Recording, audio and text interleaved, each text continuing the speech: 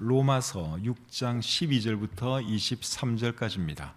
그러므로 너희는 죄가 너희 죽을 몸을 지배하지 못하게 하여 몸의 사욕에 순종하지 말고, 또한 너희 지체를 불의의 무기로 죄에게 내주지 말고, 오직 너희 자신을 죽은 자 가운데서 다시 살아난 자같이 하나님께 드리며 너희 지체를 의의 무기로 하나님께 드리라.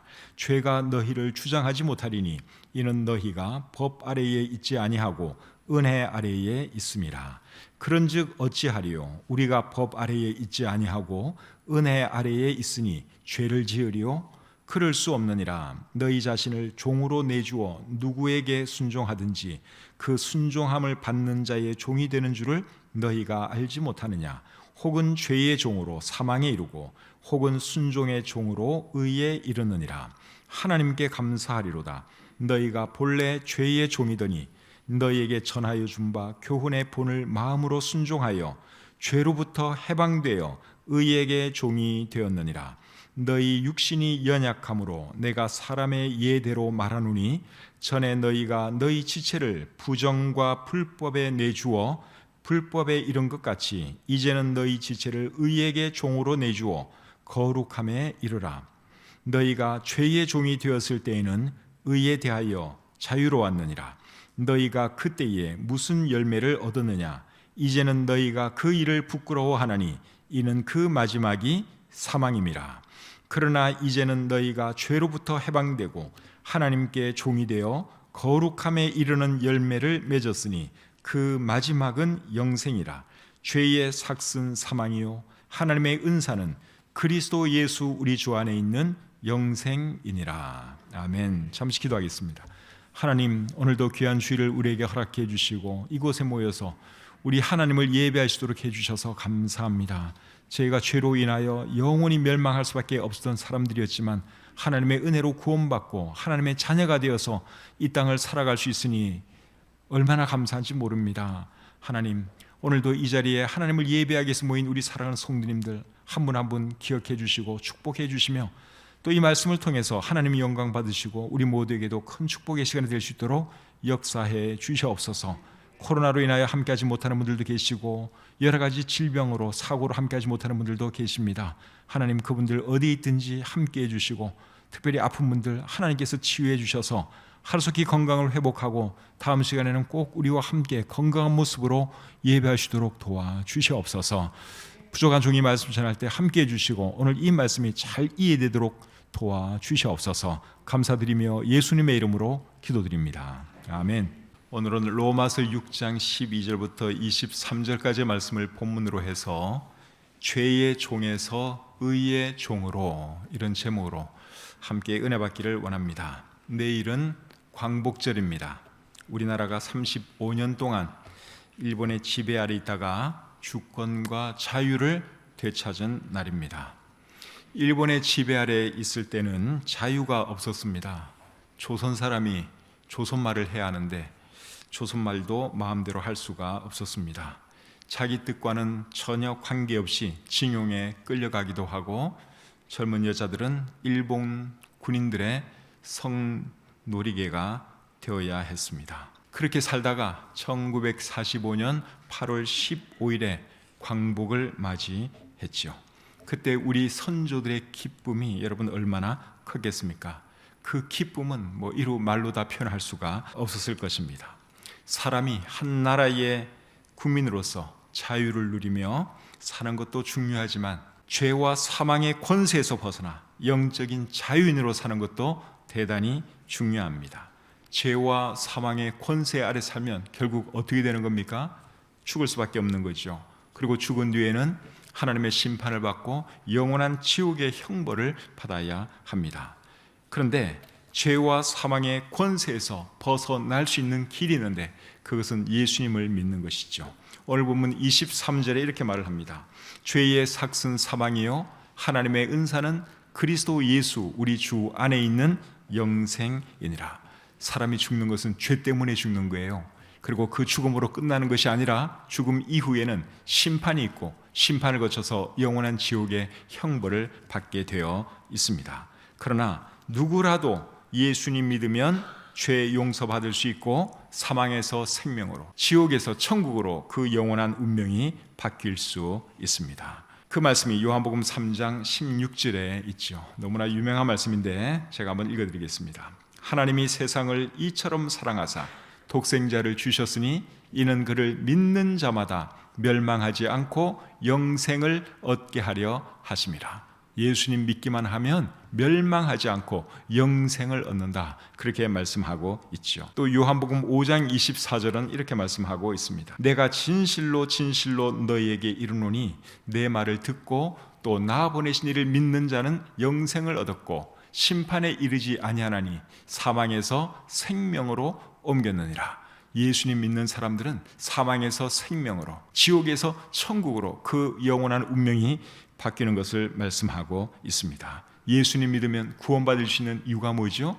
예수님은 하나님께서 보내신 분이고 우리의 모든 죄를 위해서 십자가에서 피 흘려 돌아가신 분이기 때문에 그렇습니다. 그래서 사람은 죄 때문에 죽고 멸망할 수밖에 없지만 예수님 믿으면 구원받을 수 있고 영원한 천국의 소망 가지고 살아갈 수 있습니다. 그러면 예수님 믿는 사람들은 죄와 사망의 권세에서 이제 벗어난 사람들인데, 죄와 사망의 권세에서 벗어나면 더 이상 죄를 안 짓고 사는 걸까요? 그렇지는 않습니다. 예수님 믿는 사람도 사실 죄 짓죠. 그렇지만 예수님 믿는 사람들은 죄 때문에 멸망하는 일은 없습니다. 왜 그런 줄 아십니까?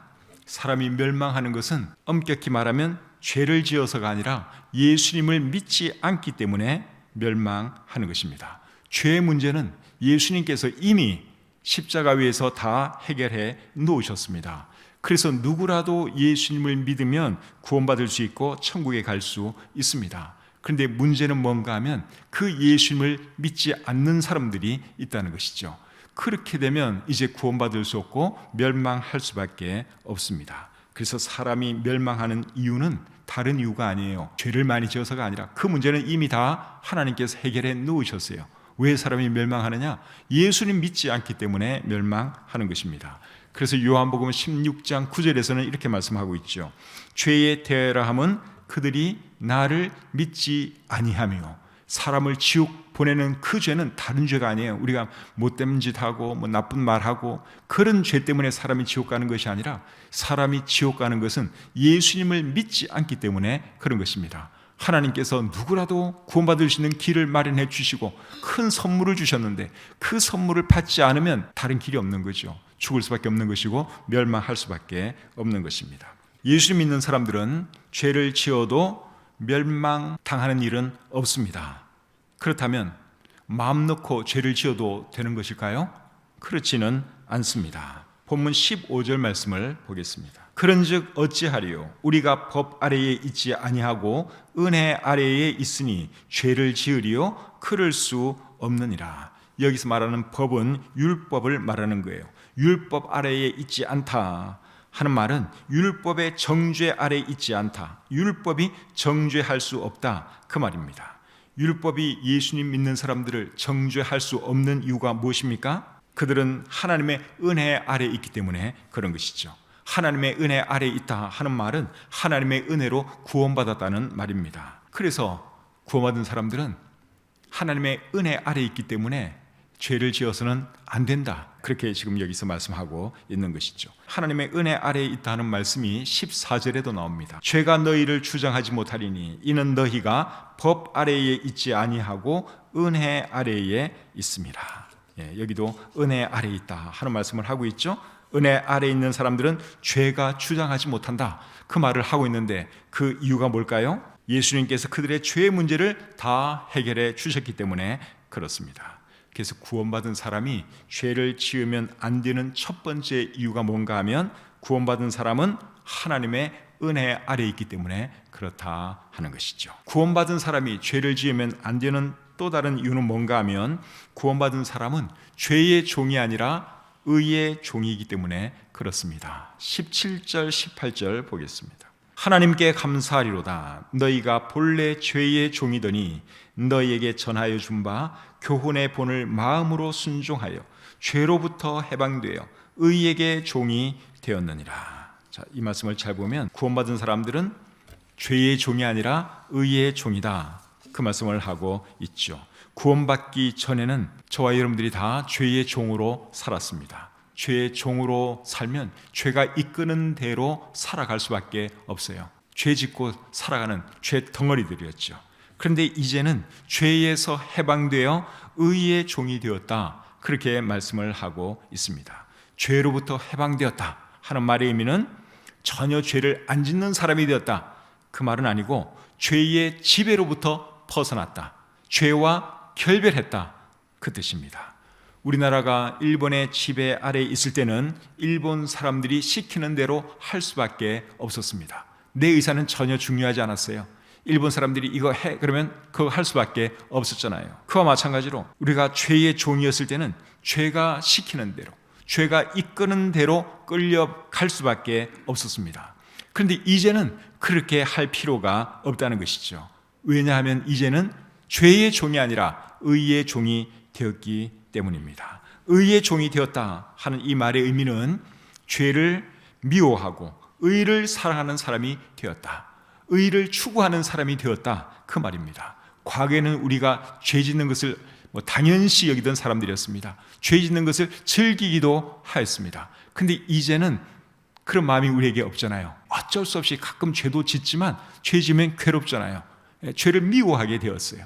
그리고 의를 사랑하게 되었고 될 수 있으면 바른 삶을 살고 싶은 그런 마음이 우리에게 있습니다. 그것이 우리가 죄의 종이 아니라 지금은 의의 종이 되었기 때문에 그런 것입니다. 그렇기 때문에 구원받은 사람은 죄를 지으면 안 되는 것이죠.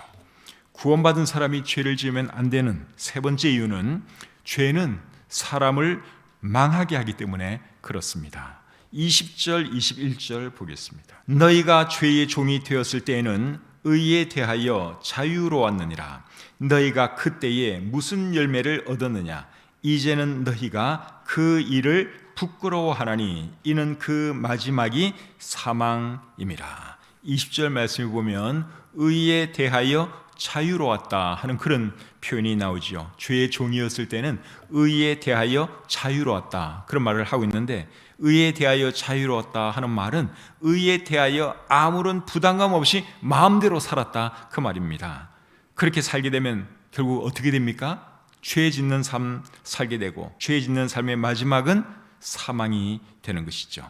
예수님 안 믿는 죄의 결과는 육신의 사망과 영원한 지옥의 형벌입니다. 그 말씀이 요한계시록 21장 8절에 있는데 제가 한번 읽어드리겠습니다. 그러나 두려워하는 자들과 믿지 아니하는 자들과, 예수님 믿지 아니하는 자들과, 흉악한 자들과, 살인자들과, 음행하는 자들과, 점술가들과, 우상숭배자들과, 거짓말하는 모든 자들은 불과 유황으로 타는 못에 던져지리니 이것이 둘째 사망이라. 그러니까 사람은, 여러분, 예수님 안 믿는 사람은 두 번 죽어요. 육신의 죽음 한 번 경험하고 그 다음에 죽음 이후에 영원한 지옥의 형벌을 받게 되는데, 그것을 성경은 둘째 사망이라고 표현하고 있습니다. 그런데 구원받은 사람에게는 둘째 사망이 있습니까? 없습니까? 구원받은 사람에게는 둘째 사망이 없어요. 육신의 죽음 한 번 죽는 것으로 끝납니다. 그렇지만 구원받은 사람도 죄를 지으면 하나님께서 데려가실 수 있고 죽음 못지않은 벌을 하나님께서 주실 수 있다 하는 것을 우리가 절대로 잊으시면 안 됩니다. 예수님을 안 믿는 사람들은 하나님이 당연히 벌하세요. 육신의 죽음과 그리고 그 이후에 하나님의 심판과 지옥의 형벌로 벌하시지만, 예수님 믿는 사람이라고 해도 심한 죄를 짓거나 계속 죄 짓는 삶을 살면 하나님께서 벌을 내리신다 그 말입니다. 어떤 벌을 내리시냐? 심한 경우에는 목숨을 앗아갈 수도 있습니다. 또 어떤 경우에는 죽게는 안 하시지만 몸을 괴롭게 하실 수도 있고 여러 가지 병을 주실 수도 있고 하여간에 생활에 어려움을 주실 수도 있고 많은 고난을 주실 수 있다 하는 것이죠. 사도행전 5장에 보시면 아나니아와 삽비라 부부 이야기가 기록되어 있는데, 이 사람들은 예수님 믿는 사람들이었어요. 그런데 이 사람들이 죄를 범했습니다. 하나님의 사람들을 속이고 나아가서는 하나님을 속이려고 했습니다. 그렇게 했을 때 하나님께서 그 부부에게 어떤 벌을 내리셨는가 하면 그 부부의 목숨을 앗아가는 그런 벌을 내리셨죠. 그래서 그 부부가 한날 다 죽고 말았습니다. 고린도전서 11장 28절부터 30절에도 보시면 구원받은 사람들 중에 죄 짓다가 죽은 그런 사람들 이야기를 거기에 기록하고 있습니다. 한번 읽어드리겠습니다. 고린도전서 11장 28절부터 30절입니다. 사람이 자기를 살피고 그 후에야 이 떡을 먹고 이 잔을 마실지니 주의 몸을 분별하지 못하고 먹고 마시는 자는 자기의 죄를 먹고 마시는 것이니라. 그러므로 너희 중에 약한 자와 병든 자가 많고 잠자는 자도 적지 아니하니. 방금 읽은 이 말씀은 주의 만찬에 무분별하게 참여했다가 하나님의 벌 받은 사람들에 대한 이야기입니다. 무분별하게 참여했다가, 즉 죄를 지었다가 어떤 사람들이 생겨났다 그랬어요? 약한 자와 병든 자가 많고 잠자는 자도 적지 않다 그랬습니다. 여기 말하는 잠자는 자는 죽은 자를 말하는 거예요. 죄 짓다가 죄 만찬에 함부로 하나님을 모독하다가 죽었다, 그 말이죠. 그래서 여러분, 오늘날 우리도 정말 조심해야 합니다. 가급적이면 죄를 짓지 말아야 하는 것이죠. 어쩔 수 없이 죄 지을 수도 있어요. 그때는 바로 하나님께 회개할 줄 알아야 되고, 그러나 죄 짓는 것을 당연하게 여기고 죄 짓는 것을 즐기고 믿지 않는 사람들처럼 살아간다면 하나님께서 그 사람을 벌하실 수도 있다 하는 것이죠. 그럼 여러분, 죄를 안 지으려면 어떻게 해야 할까요? 이제 이게 중요하죠. 죄를 우리가 안 지어야 되는데, 예수님 믿는 사람들은 죄를 안 지어야 하는데 어떻게 하면 죄를 안 지을 수 있겠습니까? 죄를 안 지으려면 죄가 우리의 몸을 지배하지 못하게 해야 합니다. 12절을 보겠습니다. 12절. 그러므로 너희는 죄가 너희 죽을 몸을 지배하지 못하게 하여 몸의 사욕에 순종하지 말고. 자, 여기 보시면 죄가 너희 몸을 지배하지 못하게 하라, 그렇게 말씀을 하고 있죠. 죄가 우리의 몸을 지배하면 우리는 몸의 사욕에 순종할 수밖에 없습니다. 사욕이라는 말은 정욕, 욕망이라는 말이에요. 그리고 몸의 사욕에 순종하면, 몸의 정욕을 우리가 따라서 살다 보면 결국 죄에 지을 수밖에 없습니다. 그렇기 때문에 죄를 안 짓기 위해서는 죄가 우리의 몸을 지배하지 못하게 해야 하는 것이죠.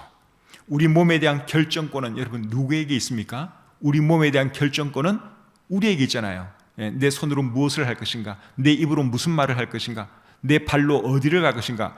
내 몸에 대한 결정권은 다른 사람이 해주는 게 아니죠. 내가 결정하는 것입니다. 죄에게 내 몸을 내어줄 것인가, 내어주지 않을 것인가, 그거는 우리 각자가 결정하는 문제입니다. 창세기 4장 7절에 보시면 이런 말씀이 있습니다. 죄가 너를 원하나 너는 죄를 다스릴지니라. 한번 따라하세요. 죄가 너를 원하나 너는 죄를 다스릴지니라. 하나님께서 가인에게 하신 말씀이에요. 가인이 동생 아벨을 미워해서 얼굴이 울그락불그락 하고 있을 때 하나님께서 가인에게 이 말씀을 하셨어요. 죄가 너를 원하나 너는 죄를 다스릴지니라. 그런데 가인이 죄를 다스렸습니까? 못 다스렸습니까? 못 다스렸어요. 죄를 다스리지 못하고 죄에게 자신을 내어 주었습니다. 그렇게 했을 때 결국 어떻게 됐죠? 동생 아벨을 쳐 죽이고 말았습니다. 죄를 다스리는 말과 죄가 너희 몸을 지배하지 못하게 하라 하는 말은 사실은 같은 말이죠. 여러분, 어떻게 하면 죄를 다스릴 수 있겠습니까? 어떻게 하면 죄가 내 몸을 지배하지 못하게 할 수 있을까요? 그 방법에 대해서는 갈라디아서 5장 16절이 말씀을 해주고 있는데, 갈라디아서 5장 16절에 이렇게 말씀하고 있습니다. 너희는 성령을 따라 행하라. 그리하면 육체의 욕심을 이루지 아니하리라. 성령을 따라 행하면 육체의 욕심을 이루지 아니할 것이다. 육체의 욕구, 육체의 정욕을 이루지 아니할 것이다. 그렇게 말씀하고 있습니다. 구원받은 사람 속에는 육체의 정욕도 있고 그리고 성령님도 계십니다. 육체의 욕심을 따르면 죄짓게 되는 것이고, 성령을 따라 행하면 죄를 이기는 것입니다. 육신적으로 살 것인지 아니면 성령의 인도하심 받으며 살 것인지, 그것도 우리 각자가 결정할 문제입니다. 바라기는 육신적으로 육체의 욕심 따라 살지 마시고 우리 안에 계시는 성령님 따라 삶으로 죄를 이기는 저와 여러분들이 되시기를 우리 주님의 이름으로 축복합니다. 죄를 안 지으려면 또 어떻게 하는가 하면 우리 몸의 지체를 불의의 무기로 죄에게 내주지 말아야 합니다. 13절에 그렇게 말씀을 하고 있습니다. 또한 너희 지체를 불의의 무기로 죄에게 내주지 말고, 자, 이 말씀을 잘 보시면 너희 지체를 불의의 무기로 죄에게 내주지 말라, 그렇게 말씀을 하고 있죠. 너희 지체를 불의의 무기로 죄에게 내주지 말라 하는 말과 죄가 너희 몸을 지배하지 못하게 하라 하는 말도 같은 말이죠. 같은 말을 이렇게 다르게 자꾸 표현하는 이유가 뭡니까? 강조하기 위해서 그러는 거예요. 강조하기 위해서 이렇게도 말하고 저렇게도 말하고. 그런데 결국은 다 같은 말입니다. 죄가 우리의 몸을 지배하면 우리의 몸은 뭐가 되느냐? 불의의 무기가 됩니다. 가인이 죄를 다스리지 못해서 결국 자기의 몸을 죄에게 내어주었죠. 그렇게 한 결과가 뭡니까? 그의 몸이 불의의 무기가 되고 말았어요. 사람 죽이는, 동생 죽이는 무기가 되고 말았습니다. 우리 몸도 마찬가지예요. 죄에게 우리 몸을 내주는 순간 우리의 몸은 죄의 무기가 된다 하는 것을 우리가 잊지 말아야죠. 불의의 무기가 되는 것입니다. 그래서 우리의 몸은 불의의 무기가 되면 안 되고 의의 무기가 되어야 하는 것이죠. 의의 무기가 되려면 하나님께 우리의 몸을 맡겨드려야 하는 것입니다. 사탄에게 우리의 몸을 내주고 죄에게 우리의 몸을 내주면 우리의 몸은 죄 짓는 것밖에 할 것이 없습니다. 그런데 우리의 몸을 하나님께 드리고 좋은 일을 위해서 드리면 하나님께서 우리를 의의 무기로 귀하게 사용해 주시는 것이죠. 13절 하반절을 보겠습니다. 오직 너희 자신을 죽은 자 가운데서 다시 살아난 자같이 하나님께 드리며 너희 지체를 의의 무기로 하나님께 드리라. 우리의 몸을 하나님께 드리고 그리고 우리의 지체를 의의 무기로 하나님께 드리라, 그렇게 말씀하고 있습니다. 하나님께 우리의 몸을 드리면 하나님께서 우리의 몸으로 정말 멋진 일을 하십니다. 근데 우리가 하나님께 우리의 몸을 안 드리고 사탄에게 자꾸만 주고 죄에게 우리 몸을 내어주면 우리의 몸은 죄 짓는 그 도구밖에 되지 않는다는 것이죠. 고린도전서 6장 19절 20절에는 이런 말씀이 있습니다. 너희 몸은 너희가 하나님께로부터 받은 바 너희 가운데 계신 성령의 전인 줄을 알지 못하느냐. 너희는 너희 자신의 것이 아니라 값으로 산 것이 되었으니 그런즉 너희 몸으로 하나님께 영광을 돌리라. 우리의 몸은 사실은 우리의 것이 아닙니다. 우리의 몸은 누구의 것입니까? 하나님의 것입니다. 하나님의 것이니까 하나님께 내드려야 하는 것이죠. 하나님께 내어드리면 하나님께서 우리의 몸으로 정말 멋진 일도 하시고 그렇게 해서 하나님이 영광 받으시게 되는 것이죠. 우리가 구원받기 전에는 죄의 종이었지만 지금은 의의 종입니다. 의의 종이 되었으면 어떻게 살아야겠습니까?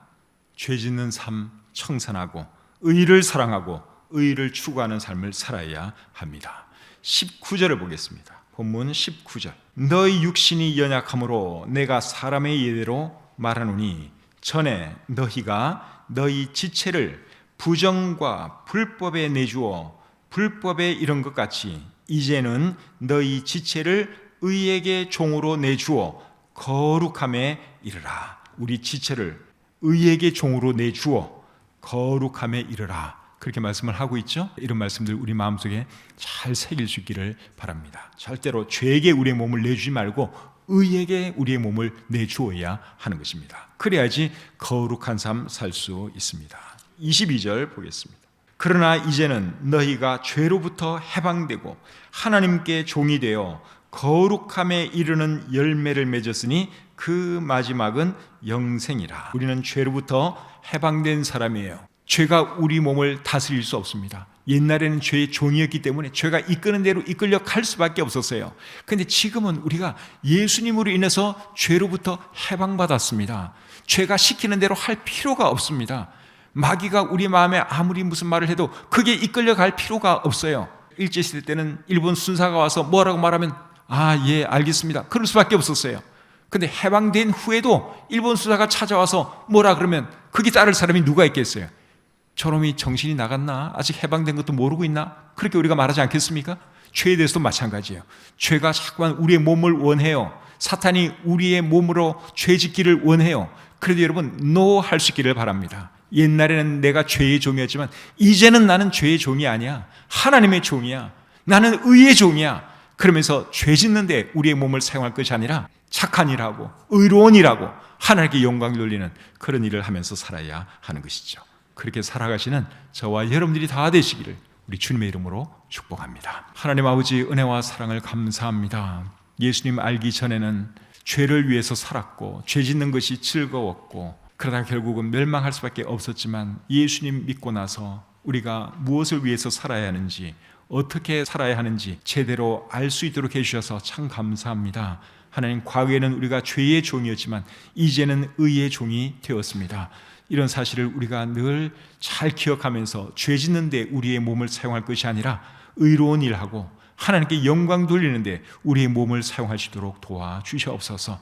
우리 중에 아직도 구원받지 못한 분이 계십니까? 예수님 알지 못하고 하나님 알지 못하는 분이 계십니까? 긍휼히 여겨주시고 꼭 예수님을 자신의 구주로 영접해서 구원받고 천국의 소망 가지고 살아가게 해 주시옵소서.